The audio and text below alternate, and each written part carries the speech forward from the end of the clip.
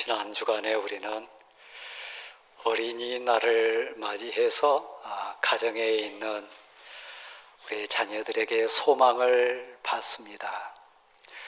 선물도 전달했고 또 기도도 하셨을 겁니다. 가정에 자녀가 있다고 하는 것, 한 가정사뿐만 아니라 이 민족 앞에 또 세계사라고 하는 역사 앞에 소망인 것 분명합니다. 또 지난 주간 삶 속에 어버이날 우리가 보냈습니다. 생전에 계신 어버이 뵌 분도 계시지만 진정 눈이 시리도록 그립고 그리워서 눈물 흘리신 분들도 계셨을 겁니다.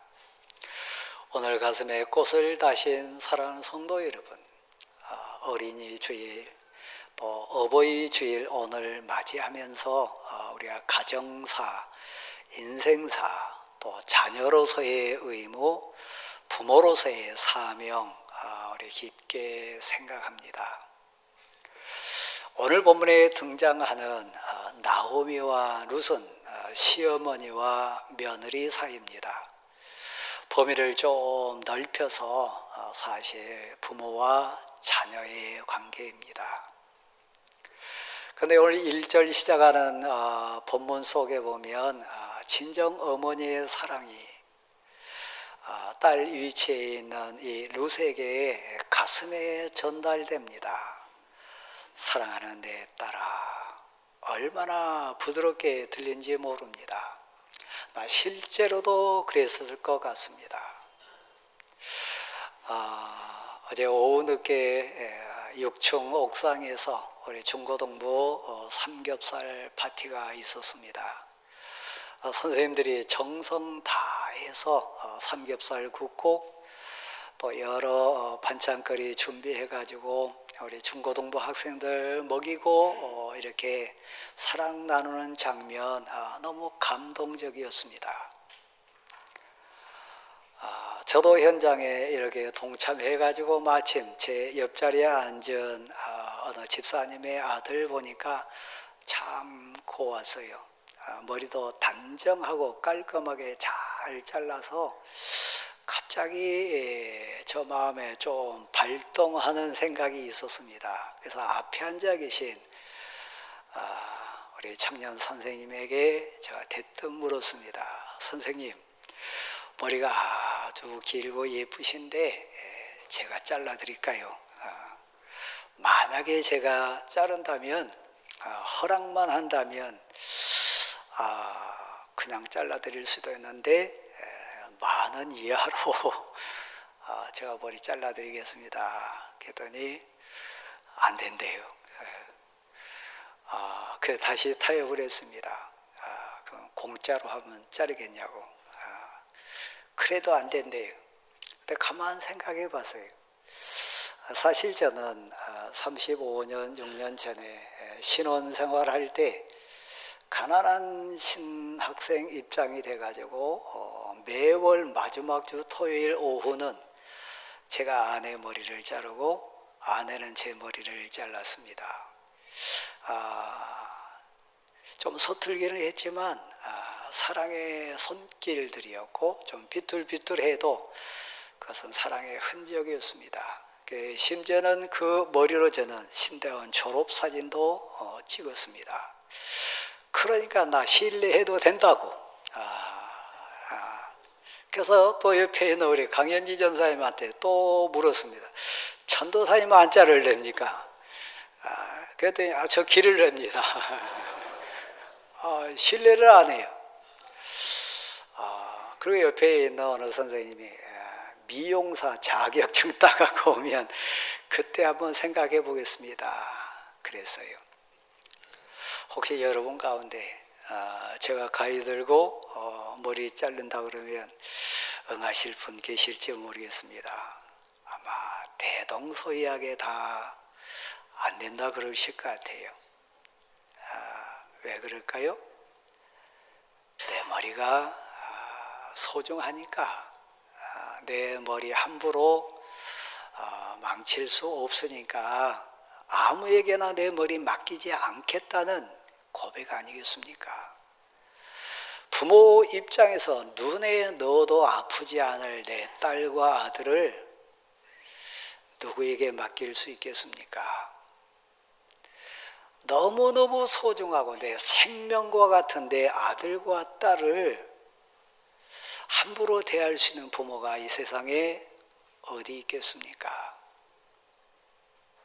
오늘 본문에 보면 내 딸아, 부모의 사명, 부모의 역할, 어른의 가치에 대한 의미를 잘 설명한 본문이 1절에 쭉 진행되는데, 나오미 입술을 통해 나온 말 가운데 이런 표현이 있습니다. 내 딸아, 내가 너를 위하여 안식할 곳을 구하고 내게 복이 되게 해야 되지 않겠냐. 내 딸아, 내가 어머니인데 아버지인데 너를 위하여 내가 진정 행복하고 복된 그 안식할 곳을 내가 구해야 되지 않겠냐. 그리고 너에게 복이 임하도록 내가 울타리가 되고 준비해 줘야 되지 않겠냐. 사실 자녀 앞에 선 부모는 그런 사명자입니다.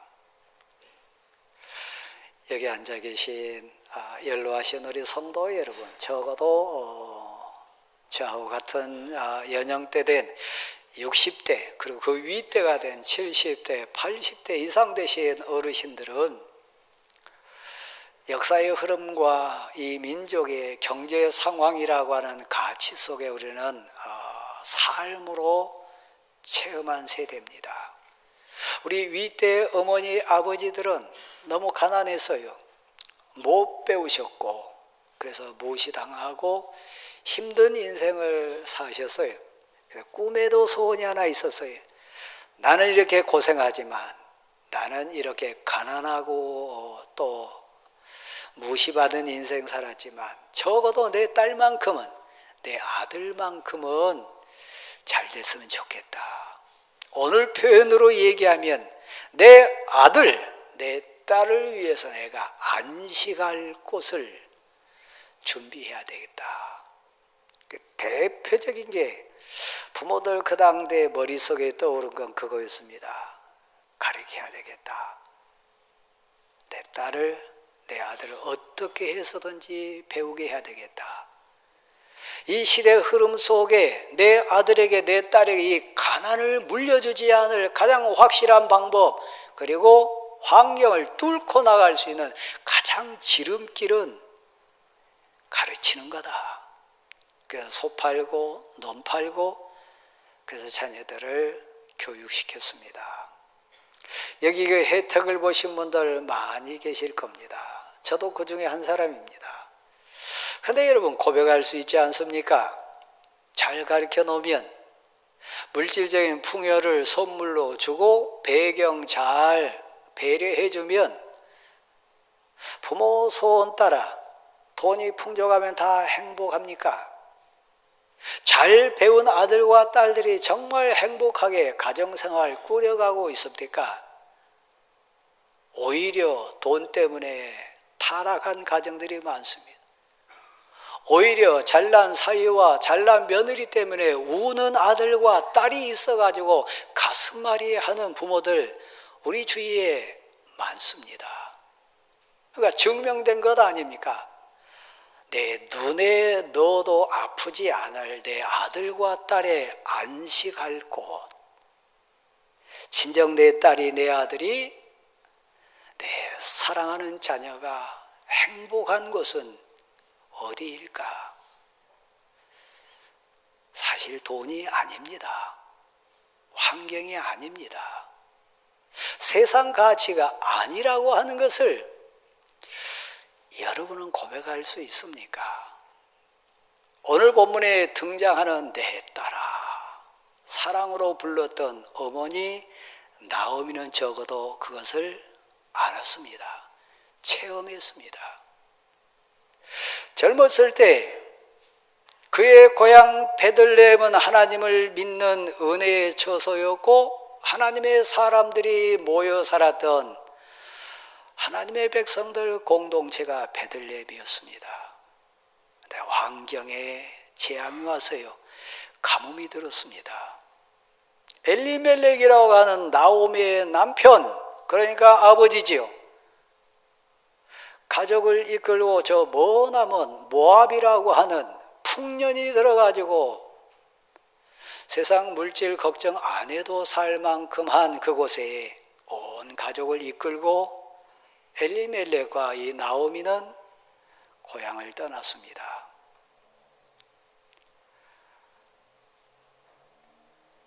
아들들의 가족의 안식할 곳이 그곳에 있다고 생각했기 때문에요. 그곳은 풍요롭고 풍년이 들었습니다. 근데 아시잖아요. 돈은 있으되 환경 갖춰졌으되 인생의 주권자가 누군지를 그들은 진실로 알지 못했습니다. 돈은 있으되 남편이 죽었습니다. 남편 없는 경제적인 풍요, 의미 있을까요? 그 아들들 행복을 위해서 이역 멀리 모압까지 왔는데 두 아들이 다 죽습니다. 이게 인생 아니겠습니까? 그러니까 돈이나 환경이나 풍년이 들은 그런 사회 배경이 안식할 현장 아닙니다. 그것을 나오미는 삶으로 눈물 많이 흘리면서 지난 고백 가운데 체험한 인생입니다. 그래서 내 딸아, 내가 너를 위하여 안식할 곳을 구하여 너가 복받게 해야 되지 않겠냐. 이게 부모된 나의 사명이고 내 역할이다. 여러분이 왜 눈물을 흘리면서 그 힘든 상황 속에서도 버티고 있습니까? 나를 위해서는 못하지만 사실 아들 위해서라면, 딸을 위한 일이라면 저를 비롯한 모든 부모들은 참아낼 수 있습니다. 끝까지 버틸 수도 있고 그 어떤 모욕을 당하고 창피를 당하고 어떤 환난 속에 있다 할지라도 아들 생각하면서 딸 생각하면서 견딜 수 있습니다. 근데 우리 한번 생각해 봐요. 여러분이 어머니 아닙니까? 여러분이 아버지 아닙니까? 눈에 넣어도 아프지 않을 내 아들과 내 딸을 위해 진정 우리가 알아야 될 것, 안식의 본질, 안식할 곳, 정말 행복이 있고 정말 기쁨이 있고 참 자유가 있는 곳 무엇일까? 어디일까?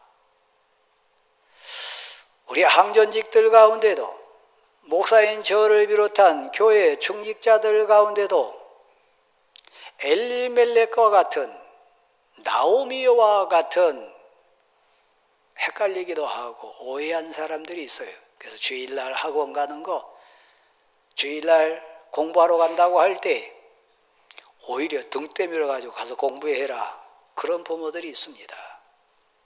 아마 지금 찔끔찔끔 찔리신 분들 계실 거예요. 그러다 아들 놓쳐요, 그러다 딸을 놓쳤고, 그러다가 믿음에서 은혜에서 멀리 멀리 떠난 아들 보면서 그때야 눈물을 흘리는 부모들이 참 많습니다.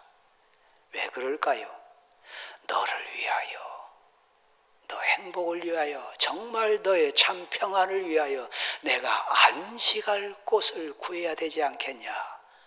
너에게 복이 되게 내가 울타리가 되어야 되지 않겠냐. 어버이 주일 우리가 한번 생각해 보는 부분입니다. 나오미는 눈물 많이 흘리면서 남편 잃고 두 아들 잃고 그때야 깨달으면서 고백한 내용이 오늘 본문 내용입니다. 이 세상에 있는 자녀 가운데 가장 복받은 자녀가 누구일까? 돈 많은 부모를 모신 자녀일까? 권력이나 세상 환경 다 갖추고 있는 세상 가치로 체계화된 삶을 사는 부모를 가진 자녀일까? 설교자인 제가 담대하게, 확실하게, 그리고 어떤 면에서는 엄하게 놓치고 있거나 오해하는 성도 여러분에게 권면하고 지적하고 진심으로 가슴으로 뱉고 싶은 얘기는,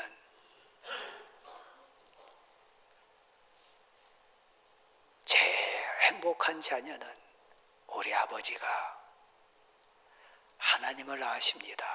진정 안식할 곳이 어딘지를 아는, 비밀을 아는 우리 아버지입니다.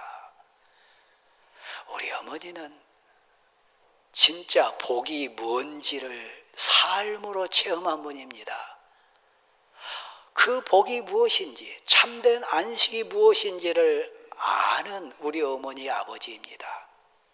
그 어머니가 나를 위해서 축복하고 그 아버지가 나를 안식할 곳 위에서 찾아 나선 분입니다. 그리고 내게 그 복을 선물로 주신 아버지, 어머니십니다.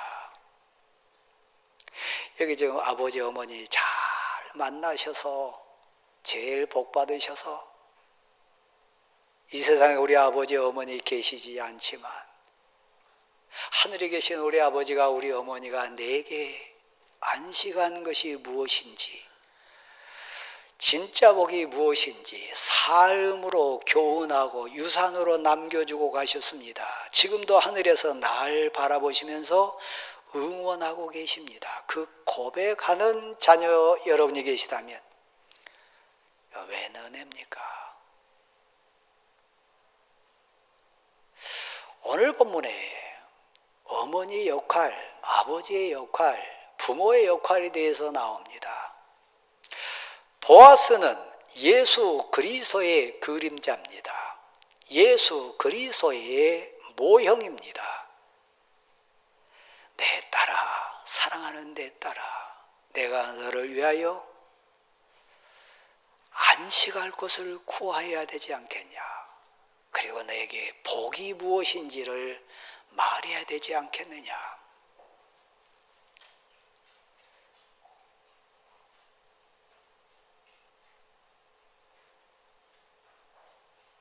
너에게 기업 물을 자가 누군지 나는 안다. 너 인생의 생사화복을 주관하는 너의 진정한 기업 물을 자가 누군지 어미된 나오미는 일생을 통해 안다. 너에게 그 기업 물을 자인 보아스를 내가 소개하고 싶다. 보아스를 어떻게 만날지, 가서 어떻게 처신해야 될지, 보아스가 누군지, 보아스가 지금 어느 상황에서 너를 기다리고 있는지. 보아스는 예수 그리스도의 그림자입니다. 어머니를 통해서 예배를 배우고 아버지를 통해서 신앙을 배우고 어머니의 삶을 통해서 교회 생활을 배우고 어머니의 일생을 통해서 나의 영원한 기업 물을 자 되신 나의 메시아 예수 그리스도를 찾아 나서는 자녀된 내가 있다면 누리는 복입니다. 저를 한번 보실랍니까? 이 자리에 앉아 계신 분 중에 제가 아는 세상적인 가치로 부자들 많이 계세요. 잘난 분도 계시고 일생을 체계적으로 마무리하시고 계신 분들도 많이 앉아 계세요. 대단한 분들 많이 계세요. 근데 상대적으로 우리 자녀 앞에 나 같은 거 어머니 삼아서 내가 너의 아버지 돼서 미안하다. 자녀 앞에 부끄럽다고 고백하는 부모님들도 사실 계실 수 있어요. 나오미는 베들레헴의 유력자의 부인이었습니다. 엘리멜렉은 베들레헴의 유력자였습니다. 환란이 있고 흉년이 들었을 때 머나먼 모압까지 이사할 수 있는 힘이 있는 인생이 엘리멜렉이었고 나오미였습니다. 근데 지금 내 딸아 부르고 있는 시어머니 나오미는 가진 게 없습니다. 아들도 다 죽었고 남편도 없고 거기다 혹으로 붙어 있는 젊은 며느리까지 딸려 있습니다. 네, 아시나요? 그 나오미 앞에 선 며느리 룻은, 딸된 룻은 가슴에서 이렇게 고백해요. 어머니 가시는 곳에 제가 가겠습니다. 어머니 머무시는 곳에 제가 머물겠습니다. 어머니가 신앙 고백하고 믿는 그 하나님, 제 하나님으로 모시기를 소원합니다. 어머니가 사랑하고 어머니가 거하시는 어머니의 백성들이 제 백성 되기를 소원합니다. 호롤단신으로 다 망하고 아무것도 없는 시어머니 나오미에게 젊은 며느리 룻은 그렇게 진정으로 고백합니다. 어머니 하나님, 제 하나님 되기를 소원하고 어머니 백성이 저의 백성 되기를 소원하고 어머니 머무시는 곳에 저도 머물기를 소원합니다. 환경 보고 지금 기준 삼는 거 아닙니다. 그 어머니가 일생 삶을 통해 토해내는 신앙 고백 가운데 살아계신 어머니 힘이 되신 어머니 인생의 주권자 되신 어머니 인생이 결코 헛되거나 실패하지 않았다고 하는 신앙 고백 토해내는 어머니 앞에 딸된 이 룻이 어머니 따르겠다고 얘기합니다. 저는 저희 어머니가 이 세상 계시지 않습니다. 아들된 저를 앞에 놓고 눈물을 흘리셨던 어머니를 저는 기억합니다. 내가 뭔데 내게서 너 같은 아들이 낳냐? 미안하다. 제가 잘났다는 얘기 아닙니다. 어머니 자신을 생각하면서 부끄럽고 약하고 못나서 미안하다고 하는 고백했습니다. 근데 저는 저희 어머니가 눈이 시리도록 그립습니다. 그 삶의 교훈, 사랑 잊을 수가 없습니다. 잘나서가 아닙니다. 세상적인 환경으로 저에게 서 계셨기 때문이 아닙니다. 그 가슴에 있었던 사랑이요.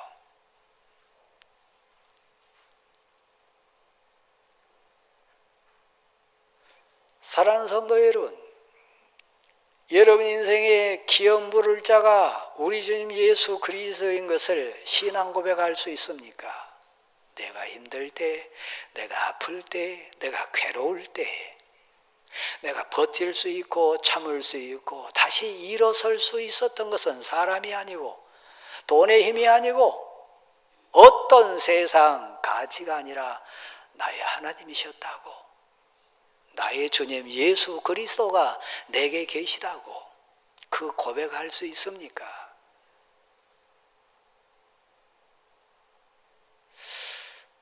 우리의 자녀들이 어머니가 가르쳐 주시고 아버지가 가르쳐 주신 너의 기업 물을 자가 예수 그리스도다. 너는 마음을 다하고 뜻을 다하고 성품을 다하고 심지어 너 생명을 다해서도 너 인생의 기업 물을 자, 너 인생의 생명의 주권자에 대해 하나님 사랑해라. 나도 그렇게 사랑했더니 하나님이 내 인생의 기업 물을 자 되어주셨다. 나는 천년 만년 너 곁에 있을 수 없고 나는 내게 힘이 되어줄 수 없는 연약한 인생일 뿐인데 그러나 내가 믿는 분 계시다. 내가 눈에 넣어도 아프지 않을 내 사랑하는 아들아, 내 사랑하는 딸아, 너를 내 인생의 기업 물을 자 되어주셨던, 내가 힘들고 아플 때 내게 힘이 되어주셨던 내 위로자가 되어주셨고 나의 생명의 주권자가 되셨던 우리 주님께 널 부탁한다. 근데 너가 그분을 의지해야 된다. 지금 눈을 감아도 안심할 수 있는 것은 너가 너의 인생 기업 물을 자 되신 예수 그리스도를 만난다면 내게 여한이 없다 말할 수 있는 거예요. 기업 물을 자를 어떻게 만날지, 어떻게 가야 될지, 가서 어떻게 처신해야 될지, 어디에 그분이 계신지, 사실 어둠컴컴한 그 한밤중에 젊은 며느리 룻을 들판 보리 타작하는 데 내보내는 것은 살아계신 하나님을 온전히 신뢰하지 않는다면 보낼 수 없는 길입니다.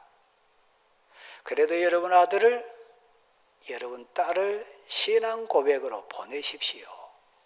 하나님께 맡기십시오.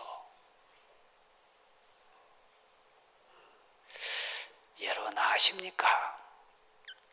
내 아들과 내 딸의 인생 기업 물을 자가 사람이 아니고 인생이 아니고 예수 그리스도인 것을 믿습니까? 그 예수 그리스도에게 여러분이 안내자가 되십시오. 알아야 안내할 수 있습니다. 내가 믿고 체험해야 내 가슴으로 권할 수 있습니다. 오늘 본문에 등장하는 보아스는 예수 그리스도 그림자입니다.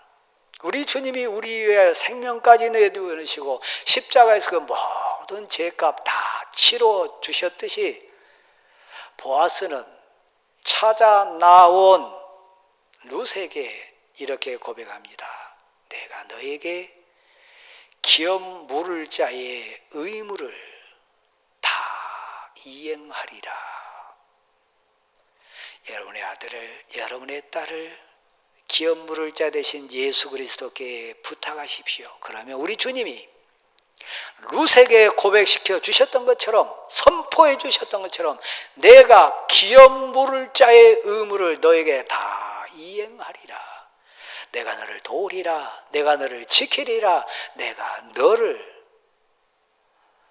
보호해 주리라. 이 약속이 우리 주님으로부터 사랑하는 우리 자녀에게 임할 수 있기를 간절히 소원합니다. 또 한번 생각하십시다. 제가 방금 얘기했습니다. 저도 목회하면서 가정사를 꾸려가고 자녀 앞에 있을 때 부모된 약한 부분이 제게 많았습니다. 근데 담대하게 고백한 적도 많습니다. 그래도 아빠가 건강할 때, 그래도 아빠가 한 해라도 젊었을 때, 사랑하는 아들아, 사랑하는 딸들아, 너네 하고 싶은 것 있다면 한번 해봐라. 아빠가 울타리 대줄게. 아빠가 옆에서 응원할게. 나를 위해서는 못할 게 많습니다. 나를 위해서는 참지 못할 거 많습니다. 내 자신을 위해서는 못 버팁니다. 내 딸이 있으므로, 아들이 있으므로 우리 할 수 있습니다. 끝까지 너를 위해서 아비 된 역할을, 어머니 된 역할을 내가 이 생명 다하는 날까지 하리라. 너를 위해서 내가 기도하겠다. 너를 위해서 내가 인생의 모델이 되겠다. 우리 주님께 너 함께 같이 가도록 안내자가 되겠다. 사랑하는 성도 여러분, 오늘이 어버이 주일입니다. 여러분의 자녀들 현주소를 어버이 주일날 한번 생각해 보십시다. 자녀들의 은혜 충만하신가요? 자녀들이 은혜 가운데 여러분의 인생 열매가 되고 소망이 되고 하나님 앞에 서는 날 나의 면류관이라고 담대하게 당당하게 내놓고 고백할 수 있습니까? 제가 일부 예배 때 부끄럽지만 그런 고백을 했습니다. 비교하는 거 아닙니다. 여러분을 정죄하거나 판단한 거 결코 아님을 사랑으로 좀 받아주셨으면 좋겠습니다.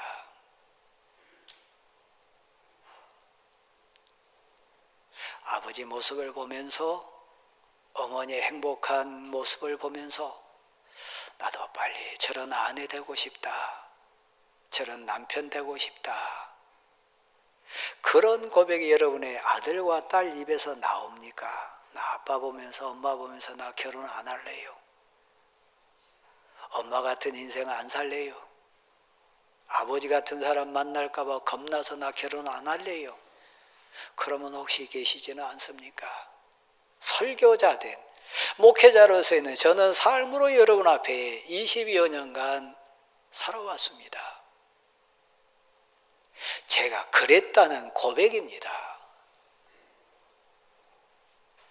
웬 은혜인지 모르지만 저희 삼남매는 일찍 다 결혼했습니다. 여러 이유가 있습니다만은 여러분 앞에 목회자로서 설교자로서 고백할 수 있는 부끄러운 고백이 이겁니다. 어렸을 때부터 자녀들이 어렸을 때 속으로 감격으로 고백한 게 하나 있었습니다. 우리 부부가 행복해야 우리 부부가 정답고 은혜 나누는 모습을 삶의 현장이 가정에서 많이 보여줘야 우리 아들과 딸이 가정의 삶에 대한 그림을 그릴 것 같다. 그래서 저는 자연스럽게도 했지만 어떤 면에서 의도성을 갖고도 많이 했습니다. 저희 두 부부가 어떤 때는 침대에서 팔베개하고 이렇게 정답게 누워있을 때 어느 날인가 제 애들이 그렇게 고백하면서 지나가세요. 보기 좋네. 여러분 어떻습니까? 어버이 주일입니다. 모든 삶의 부분에 여러분은 어른입니다. 안내자입니다. 내 딸아, 내가 너를 위하여